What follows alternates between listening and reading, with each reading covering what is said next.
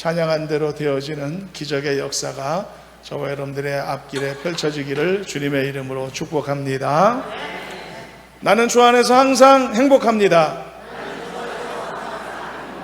나는 주 안에서 반드시 승리합니다. 그렇게 될 줄 믿습니다. 사람의 질병에는 여러 종류가 있습니다.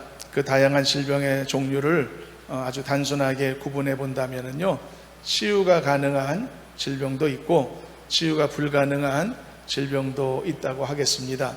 좀 더 세밀히 나누어 보면 쉽게 고칠 수 있는 질병도 있고, 그리고 고칠 수는 있지만 좀 시간이 걸리는 질병도 있는 것 같고, 또 어떤 경우는 드물게 치료가 가능은 하지만 참 어렵다, 치료받기가 어려운 그런 치유의 경우들도 있을 것이고요. 마지막으로는 어떤 방법을 동원해도 치유하기가 어려운 불치병도 있을 수가 있을 겁니다. 이렇게 치유의 결과가 다양하다는 것은 그만큼 질병의 종류도 다양하다는 것을 의미할 텐데요. 그렇다면 인간이 범할 수 있는 죄의 종류도 이만큼 다양한 것일까요? 오늘 말씀의 주제는 죄에 관한 것이니까 이 죄에 대해 다뤄보게 될 텐데요. 만일 죄의 종류도 이렇게 다양하다면 각각의 질병에 따라 기대할 수 있는 이런 치유의 결과가 이렇게 다양한 것처럼 각각의 범죄에 따라서도 우리가 기대할 수 있는 용서의 결과가 이렇게 다양할 수 있지 않을까요? 그러니까 어떤 죄는 쉽게 용서받을 수 있지만 어떤 죄는 용서받기가 아주 어려운 경우도 있고, 심지어 어떤 죄는 질병 중에 불치병이 있는 것처럼 절대 용서받지 못할 죄도 있을 수 있는 것이 아닐까요? 그래서 오늘 우리는 주어진 말씀을 통해 용서의 가능성이다라는 기준에 따라서 이런 죄의 종류를 몇 가지로 나누어 생각해 보려고 합니다. 그래서 우리도 여전히 죄에 자유한 사람들이 아니지 않습니까?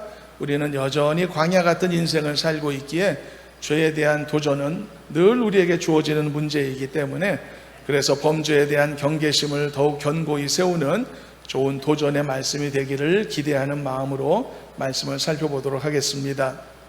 첫 번째로요, 인간에게 고정관념이라는 것이 생길 수 있는데 그 고정관념도 죄가 될 수 있습니다. 그런데 여기에서 발생되는 죄의 성격이 있는데 그 죄의 성격은 미련함이다 라고 정의해 보도록 하겠습니다. 자, 이 성격의 죄가 어떤 것인지 좀 설명을 하겠습니다.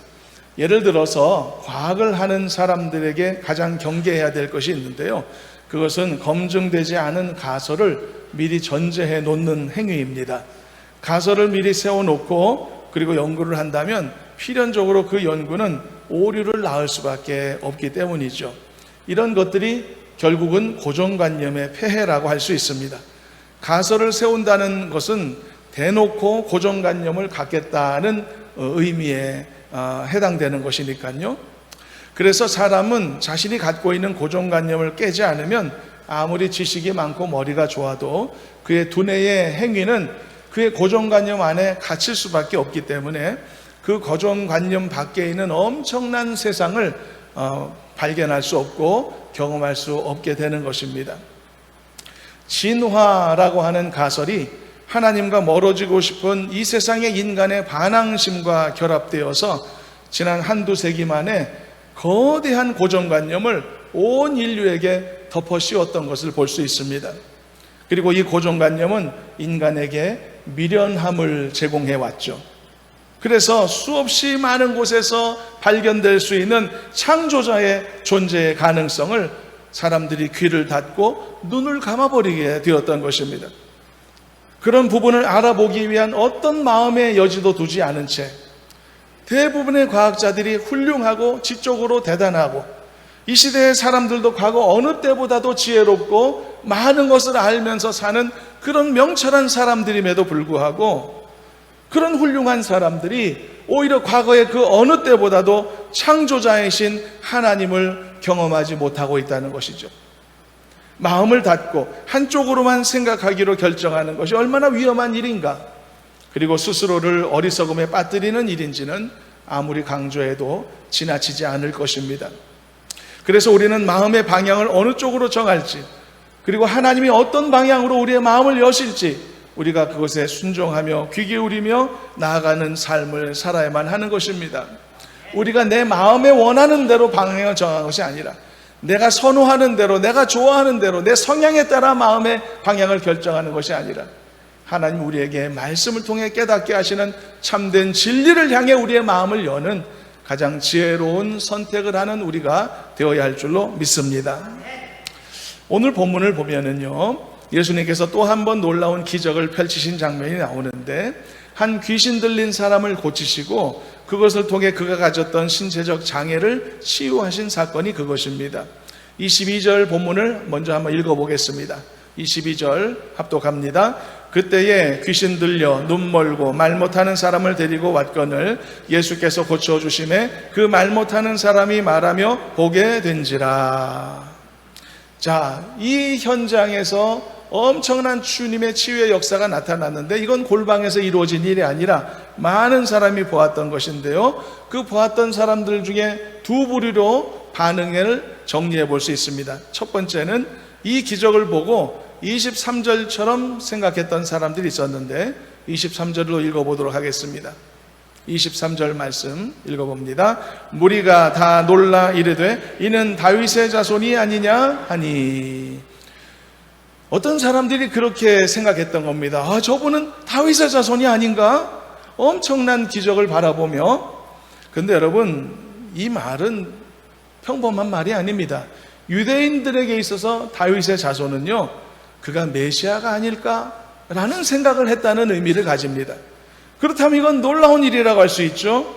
그곳에서 예수님이 귀신 들린 자를 치유하시는 모습을 본 사람 중에 일정 부분 어떤 사람들은 혹시 예수님이 구약의 선지자들과 그 율법에서 말씀하시고 그리고 예언하신 바로 그분이 아니실까라는 생각을 갖기 시작했다는 겁니다.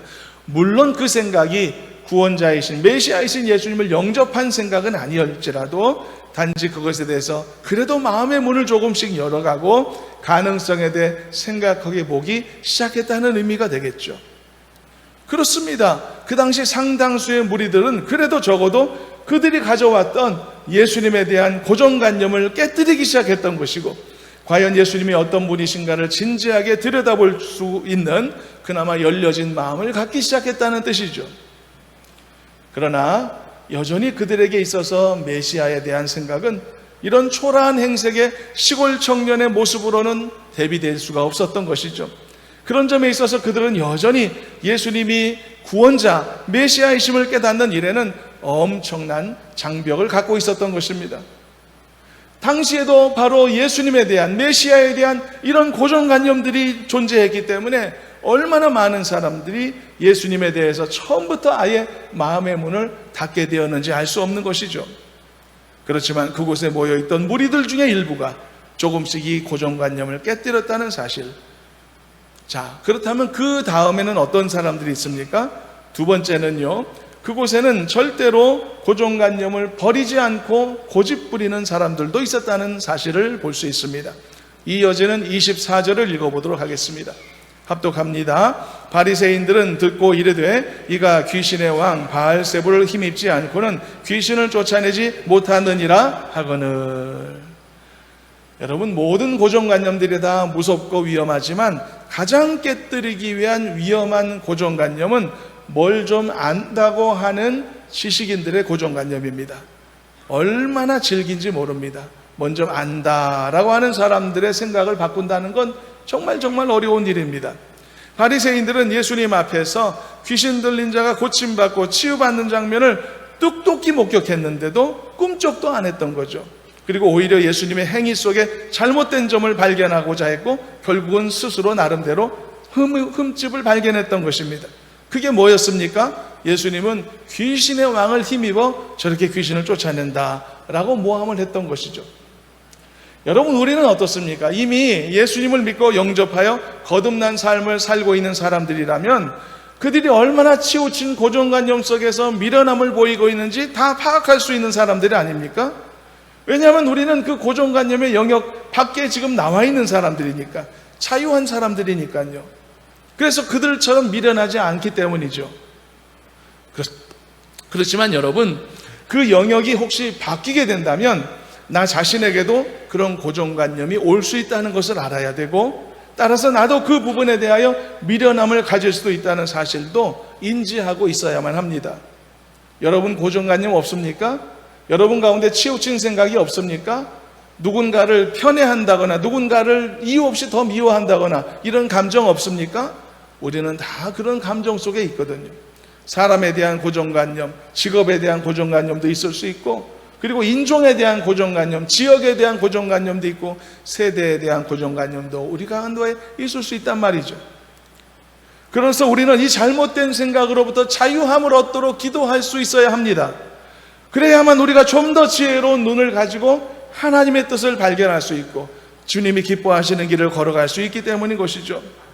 여러분들도 그 안에 있을 잘못된 고정관념 다 내려놓으시기를 바라고, 하나님이 주신 지혜와 지식으로만 가득 채우시기를 바라고, 그래서 사람을 보고 세상을 바르게 바라볼 수 있는 복된 믿음의 삶을 살아가시기를 주님의 이름으로 축원합니다.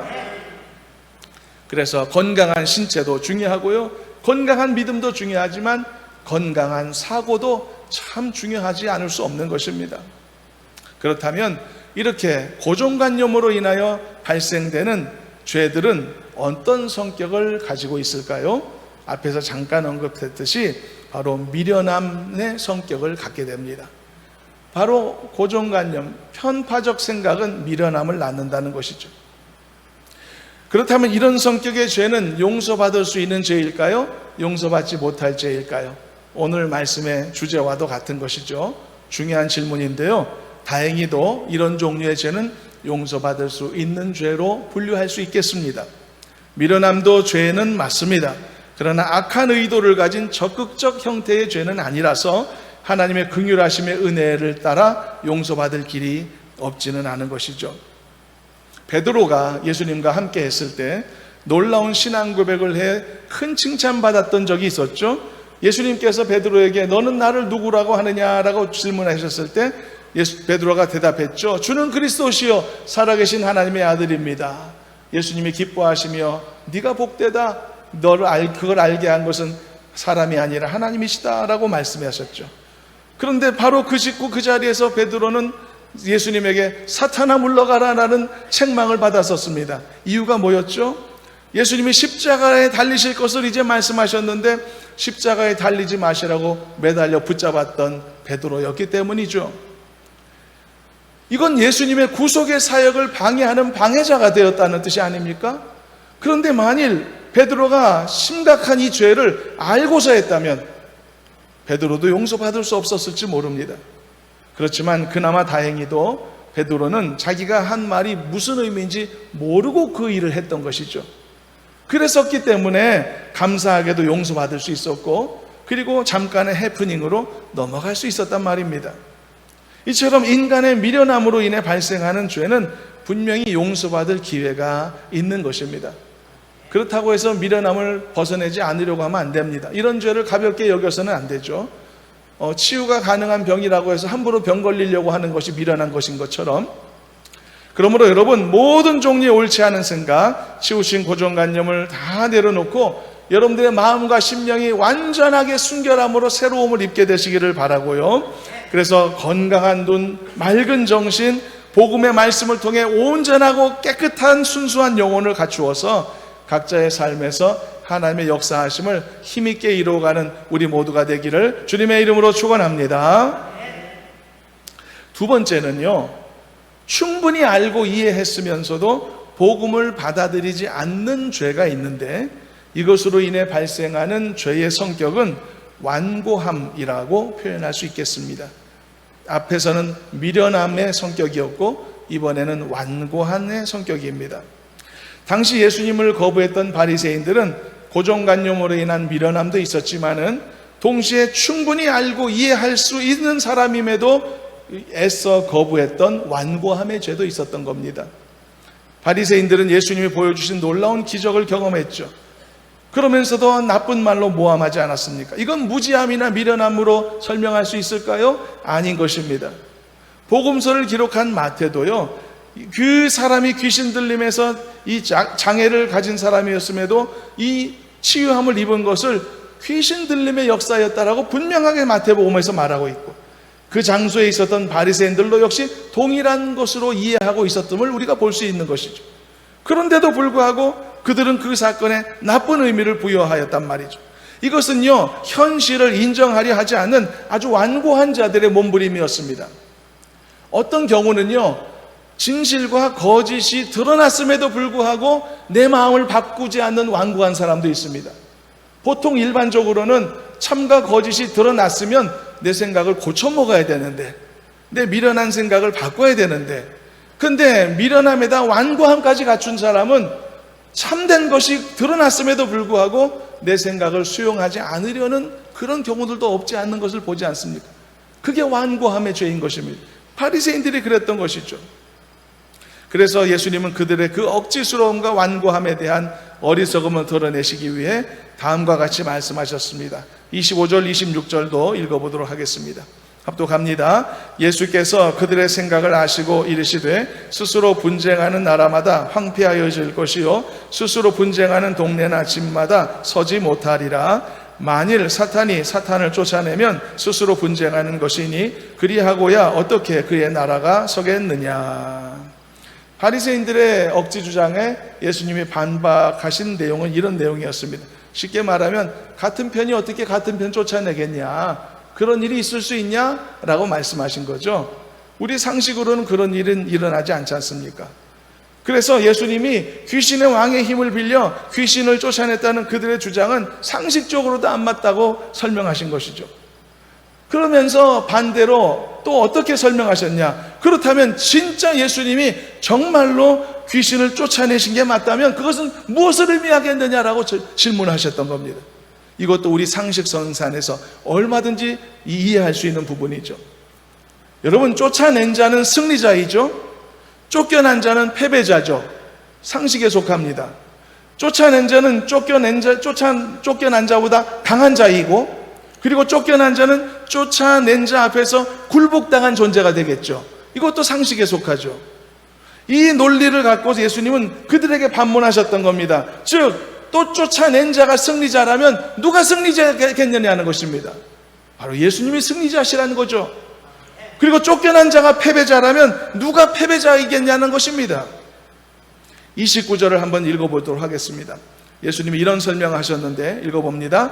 사람이 먼저 강한 자를 결박하지 않고서야 어떻게 그 강한 자의 집에 들어가 그 세간을 강탈하겠느냐. 결박한 후에야 그 집을 강탈하리라. 상식선 안에서 예수님은 설명하신 겁니다. 그러나 그들은 완고했던 거죠. 그렇다면 예수님이 승리자로서 귀신을 쫓아내신 이 역사를 베푸실 수 있었다면 이게 하나님의 원대한 구속의 역사에서 어떤 의미를 가졌던 것일까요? 예수님은 심지어 이것까지 설명하셨습니다. 놀라운 비밀을 28절에서 말씀하셨는데요, 아마 이 28절은 함께 현장에 있었던 바리새인들이나 다른 사람들에게 이해하기를 기대하며 말씀하셨던 것은 아니라고 봅니다. 후대에 기록으로 남겨져 우리같이 읽게 된 사람들을 위하여 아마 기록된 말씀이라고 생각합니다. 왜냐하면 이 말씀은 그 현장에서 아무도 이해하고 받아들일 수 없었던 것이니까요. 28절 말씀 읽어봅니다. 너무 중요한 말씀입니다. 함께 읽어봅니다. 그러나 내가 하나님의 성령을 힘입어 귀신을 쫓아내는 것이면 하나님의 나라가 이미 너희에게 임하였느니라. 할렐루야. 예수님은 어떤 능력으로 귀신을 쫓아내신 것인가? 놀랍게도 악한 바리새인들과 무지한 다수의 사람들이 듣는 앞에서 정답을 거침없이 말하셨습니다. 그렇습니다. 예수님은 하나님의 성령을 힘입어 귀신을 쫓아내셨던 것입니다. 그런데 예수님은 이 사건을 단순한 사건으로 말씀하지 않으시고 엄청난 의미를 부여하셨죠. 그게 뭐라고요? 바로 하나님의 나라의 도래인 것입니다. 다시 읽어보겠습니다. 28절 너무 소중한 말씀 합독하며 큰 소리 읽어봅니다. 그러나 내가 하나님의 성령을 힘입어 귀신을 쫓아내는 것이면 하나님의 나라가 이미 너희에게 임하였느니라. 할렐루야. 여러분들이 이 진리의 말씀을 듣고 계신다면 하나님의 나라가 여러분들에게도 임한 것입니다. 이 말씀을 여러분들이 아멘으로 화답하고 계시다면 하나님의 나라가 이미 여러분들 안에 임하게 된 줄로 믿습니다. 그렇습니다. 예수님은 귀신을 쫓아내는 이 사건을 단순한 사건, 해프닝, 치유 이런 것으로 여기지 않으시고 이게 가능할 수 있었다는 것은 무슨 의미인지를 설명하신 겁니다. 귀신을 쫓아냈다는 것은 사탄의 권세를 무너뜨리셨다는 뜻입니다.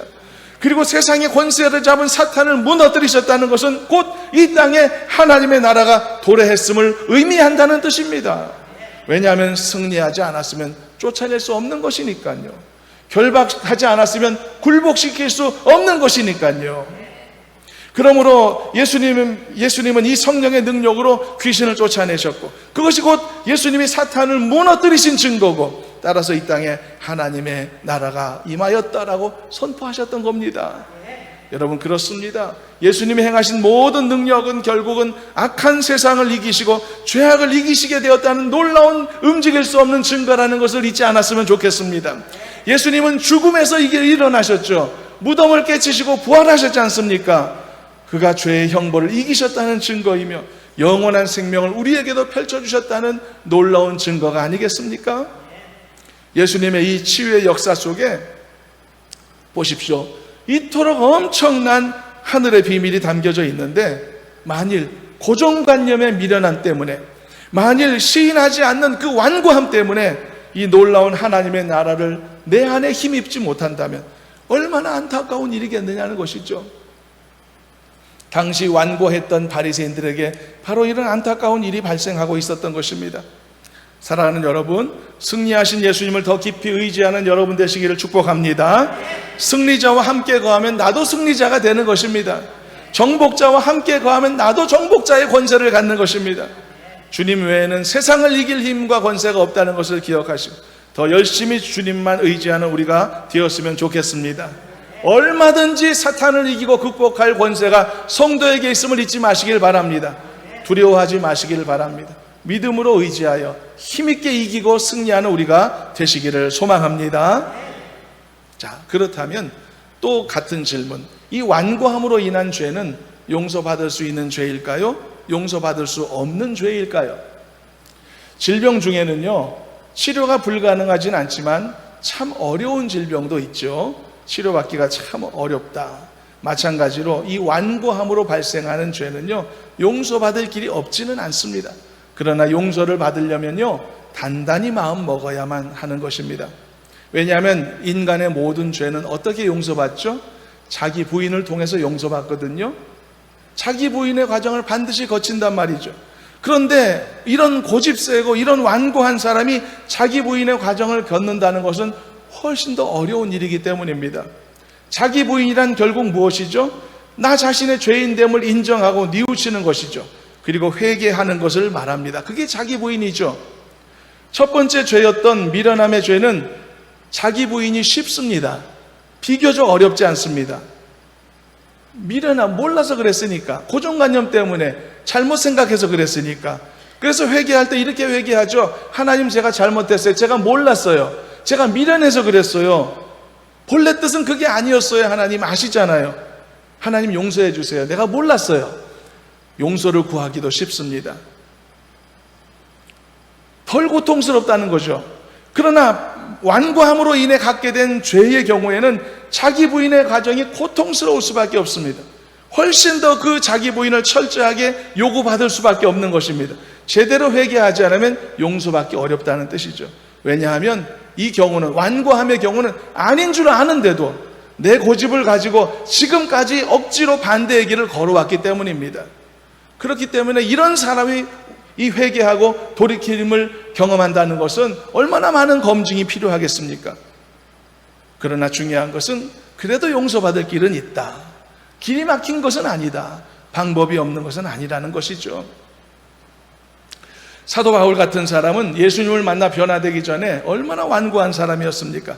단지 바울은 예수 믿지 않는 사람 정도가 아니었고 적극적으로 복음을 회방하고 교회를 해하고자 성도를 핍박했던 인물 아닙니까? 너무나 자기 소신이 강했던 사람이라 그가 가진 그 완고함 때문에 당시 교회와 그리스도인들을 향해서 이를 갈았다고 할 정도가 아니었습니까? 이 정도 인생을 살아온 사람이라면 변화받기 힘든 것 아닙니까? 이런 사람이 회개하기가 어렵죠. 용서받을 기회를 이런 사람이 어떻게 가지겠습니까? 어렵지만 하나님이 어떻게 하셨죠? 그에게 정말 특별한 기회를 주셨지 않습니까?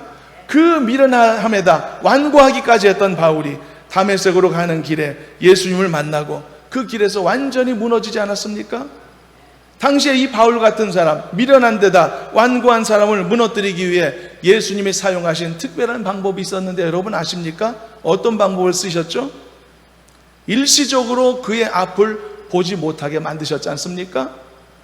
여러분, 앞을 보지 못하는 순간 어떤 완고한 사람이라도 두려움 가득한 순항양처럼 변화되지 않겠습니까?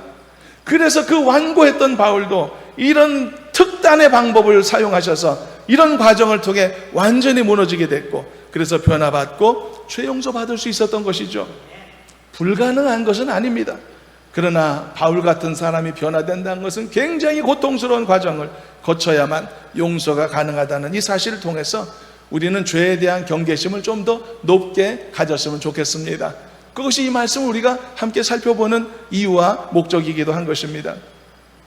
반대로 여러분, 빌립에 전도를 받았던 사람이 있었죠. 누구였죠? 몇 주 전에도 한번 잠시 소개한 적이 있는데 나다나엘이라는 사람이 있었지 않습니까? 이 나다나엘도요, 처음에는 뭐라고 말했죠? 빌립에게 나사렛에서 무슨 선한 것이 날 수 있느냐라고 말했죠. 이건 무슨 죄죠? 고정관념의 죄입니다. 고정관념을 가진 거죠. 그 지역에서 뭐 대단한 게 있어?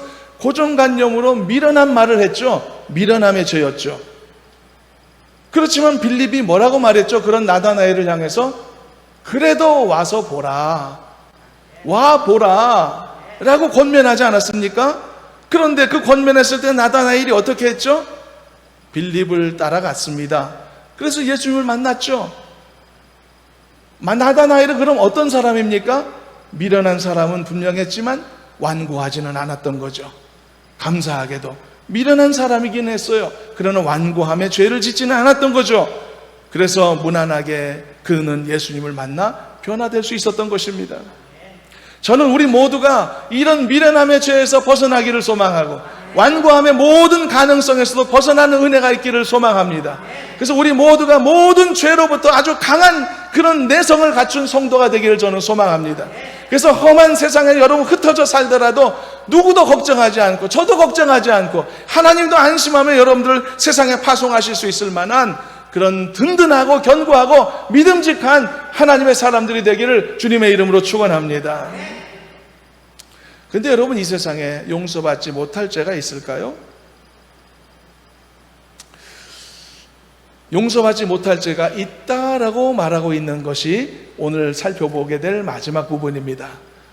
그러면 이거에 좀 우리 마음이 조금 약간 혼란스러울 수도 있는데, 그러나 왜 안 그래도 되는지도 함께 살펴보도록 하겠습니다. 마지막 살펴볼 세 번째 죄가 있는데 이것은 다소 당황스러울 수 있습니다. 왜냐하면 예외도 있을 수 있다니까. 용서받을 수 없는 죄. 세 번째입니다. 인간의 최악의 범죄 중에는요, 성령을 모독하고 거역하는 죄가 있는데 이것은 용서받을 수 없는 죄로 규정하고 있고요. 이 죄의 성격을 또 설명하자면 이 죄의 성격은 강팍함이다 라고 규정할 수 있겠습니다. 첫 번째 죄는 미련함, 두 번째 죄는 뭐였죠? 완고함, 세 번째는 강팍함이었습니다. 31절, 32절도 읽어보도록 하겠습니다. 함께 합독해 봅니다. 그러므로 내가 너희에게 이르노니 사람에 대한 모든 죄와 모독은 사하심을 얻되 성령을 모독하는 것은 사하심을 얻지 못하겠고 또 누구든지 말로 인자를 거역하면 사하심을 얻되 누구든지 말로 성령을 거역하면 이 세상과 오는 세상에서도 사하심을 얻지 못하리라. 자, 일단 말씀대로라면 성령을 모독하는 죄는 용서가 안 된다고 했습니다. 사람을 모독하는 죄는 용서의 가능성이 있지만 성령을 모독하는 죄는 용서받을 길이 없다는 것이죠. 그래서 그러면 우리는 여기에 깊은 관심을 가질 수밖에 없죠. 왜냐하면 우리가 살면서 용서받을 수 있는 죄, 받을 수 없는 죄를 구분하는 게 우리에게 얼마나 중요합니까? 왜냐하면은 여러분, 우리가 살면서 먹을 수 있는 음식, 먹으면 안 되는 음식을 아는 게 얼마나 중요합니까? 땅에서 자라나는 버섯이나 아니면 풀들 중에 보면은 먹을 수 있는 게 있고 먹으면 큰일 나는 것도 있는데 이걸 알지 못하고 살면 언젠가 위험을 당할 수 있는 것 아닙니까?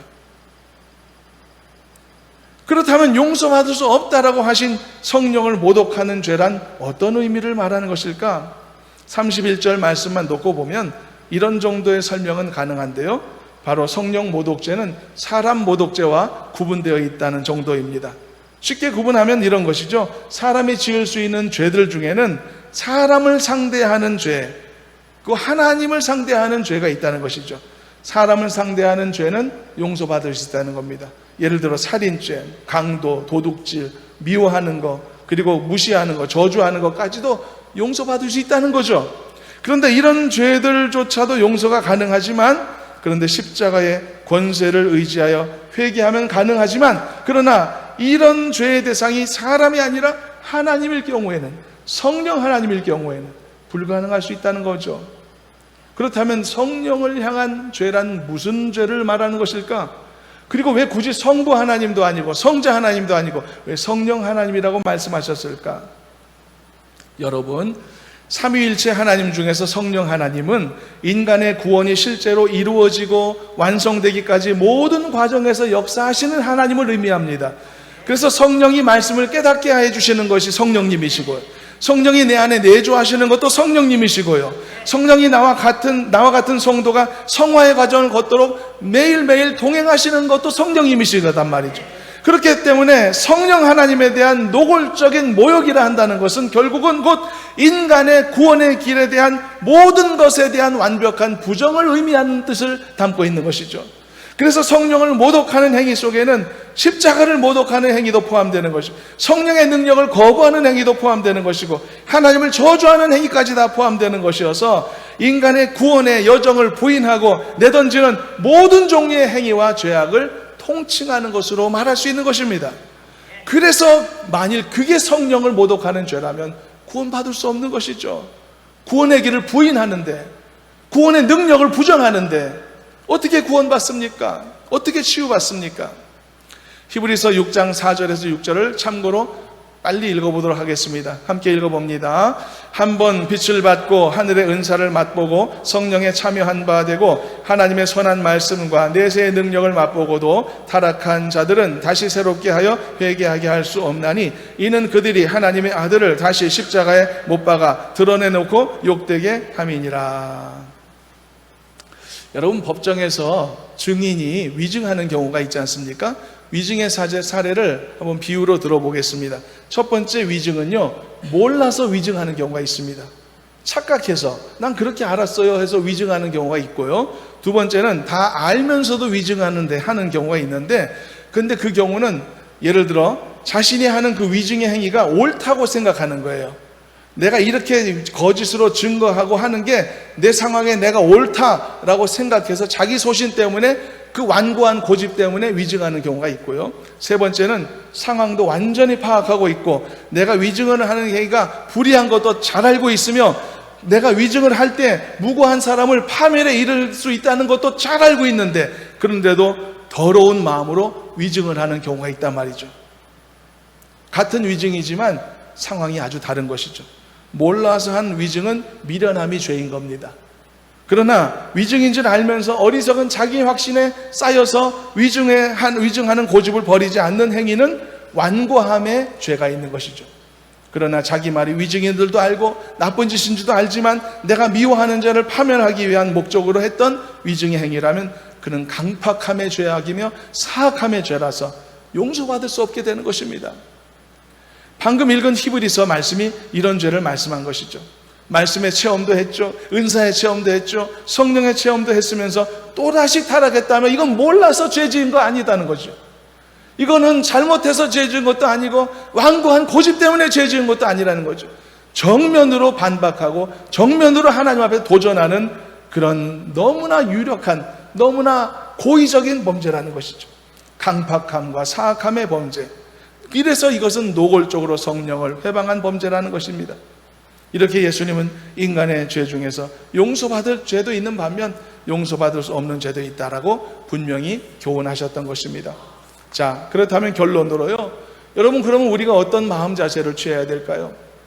우리도 용서받을 수 없는 죄가 있다라고 생각하며 살아가는 것이 맞을까요? 진짜 여러분, 용서받을 수 없는 죄가 있는 것일까요? 여러분 보십시오. 우리가 어떤 사람이죠? 우리는 예수 믿고 거듭난 하나님의 사람 맞습니까? 예수님의 십자가가 내 모든 죄를 용서해 주심을 믿는 믿음의 사람 맞습니까? 그래서 여러분, 오늘 우리가 말씀에서 세 가지로 다룬 것처럼 내가 죄 앞에서 미련하게 하지 않기로 여러분 결심할 마음가짐이 있으시죠? 내가 어리석은 죄 앞에서 완고하지 않기로 결심하는 마음가짐 갖고 계시죠? 그리고 설마 내가 이렇게 하나님 앞에 이 강팍함으로 이 성령을 회방하고 모독하는 그런 정면 도전하는 어리석은 죄를 짓지는 않을 것이라고 여러분 당연히 여러분 결단하고 계시죠? 그렇다면 여러분, 우리 앞에는 용서받지 못할 죄가 없다라고 규정하는 것이 옳지 않을까요? 여러분, 사람이 사람에게 받지 못할 죄는 있는 것 같습니다. 어떤 사람이 어떤 사람의 인생을 파멸했다면, 어떤 사람의 전 재산을 강탈했다면, 그 인생을 나락으로 빠뜨렸다면 용서가 불가능하죠. 그러나 하나님은 어떠실까요? 하나님은요, 인간의 모든 죄를 용서하실 수 있습니다. 바로 독생자 예수 그리스도의 십자가의 권세가 있었기 때문이죠. 그래서 십자가에 달리신 예수 그리스도를 믿기만 하면 그가 살면서 지은 모든 죄를 용서받게 되어 있는 줄로 믿습니다. 이게 복음 아닙니까? 그래서 우리가 이걸 복된 소식이라고 전파하지 않습니까? 그래서 인간들의 죄 중에는 하나님으로부터 용서받지 못할 죄 없는 것입니다. 어떤 죄를 할지라도 용서받을 수 있는 것입니다. 이것을 고백하는 것은 십자가의 능력을 고백하는 것과도 같은 것이기 때문에 이 고백을 주저해서는 안 된 것입니다. 우리는 반드시 나의 모든 죄를 용서하실 수 있는 하나님의 자비하심과 능력을 고백하는 성도가 되어야 할 줄로 믿습니다. 그러므로 여러분, 이제는 죄 앞에 더 담대한 모습과 자세를 갖고 믿음으로 승리하는 우리 모두가 되어야 할 줄로 믿습니다. 말씀을 정리합니다. 죄와 싸워 승리하는 우리가 되시기를 저는 소망합니다. 고정관념과 같은 어리석은 모습이 있다면 다 벗어내시길 바라고요. 옳고 그름을 판단할 수 있음에도 내 생각과 내 고집을 버리지 못하는 완고함의 죄가 있다면 다 겸손히 내려놓으시길 바라고요. 그리고 이제 이런 은혜를 이미 체험했고, 그리고 십자가의 능력을 힘입어 용서받았고 하나님의 자녀로 인침받은 그런 성도로서 조금도 이제는 더욱 부끄러움이 없도록 성령 안에서 깨어있는 성도로 살기로 결단하는 우리가 되시기를 소망합니다. 그래서 모든 죄의 가능성으로부터 여러분들의 자유함을 입는 은혜가 있기를 저는 소망합니다. 그리고 나만 죄 안 지면 되는 정도의 수준을 넘어서서 우리 자신뿐 아니라 더 문제가 심각한 이 세상의 죄의 문제를 놓고서도 하나님 앞에 기도할 줄 아는 깨어있는 성도가 되셨으면 좋겠습니다. 이 미련한 세상이 얼마나 죄를 많이 짓고 있고 성령을 모독하고 하나님 모독하는 범죄를 짓고 있는지, 하나님을 부인하는 자가 얼마나 많은지, 더 이상 성령을 모독하는 죄가 세상에 넘쳐나지 않도록 먼저 믿는 자들이 힘써 기도하며 하나님 앞에 모범을 보이는 복된 삶이 되어지기를 소망합니다.